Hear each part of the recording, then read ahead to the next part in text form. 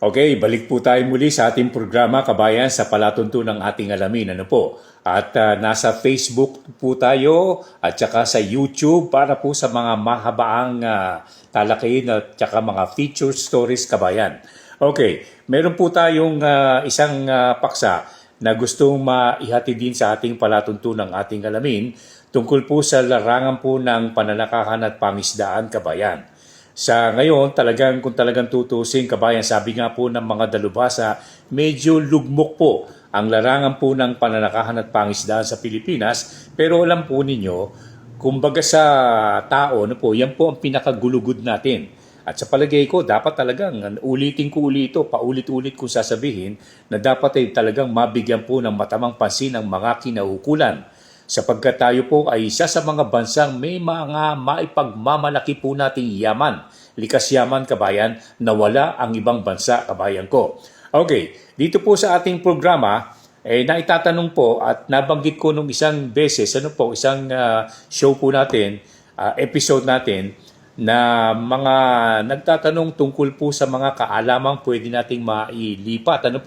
Yan po tinatawag po nating salin kaalaman.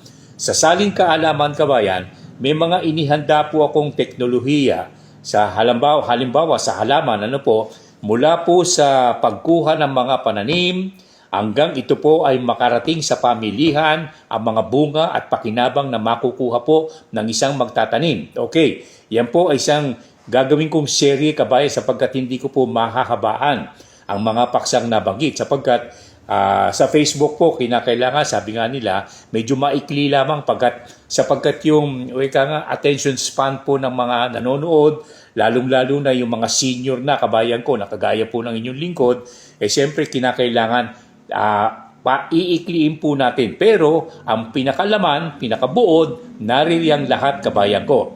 Iba't ibang uri ng halaman ang ating pong tatalakayin. Pagkatapos, padadako po tayo sa mga hayop kabayan. Iba't ibang uri ng hayop na talagang pakikinabangan po natin, ang tatalakayin po natin, at ito po ay hanggang sa makarating po sa mga pamilyan. Excuse me. Pagkatapos po, yung pong mga tinatawag po natin pagpaproseso, kabayan, tatalakayin ko rin yan sa ating programa, kabayan ko. Yan po ay bahagi ng ating gabayan sa kabuhayan ng palatuntunang ating alamin na muli po nating bubuhayin at ilalagay sa ating programa para ito po ay maihatid po natin. Kahit naman lamang ako po ang tatalakay, kung sa bagay, yan po lahat na yan ay naging bahagi ng aking karanasan, kabayan ko. At hindi na po mawawala sa aking isipan. At maganda, kung yan po ay maililipat ko kahit na man lamang dun sa mga kabataan na naghahanap po ng mapagkakakitaan, batay po sa mga bagay na ating pong natalakay na sa palatuntunang ating alamin. At yan po, maipapangako natin ay siguro mapakikinabangan po ninyo, more or less kabayan ko, hanggang sa ito po ay makarating sa mga pamilyan. Okay, yan po ay abangan po ninyo sa inyong lingkod sa ating palatuntunang ating alamin. May God bless you all kabayan. Mabuhay po kayo sa inyong kinalalagyan.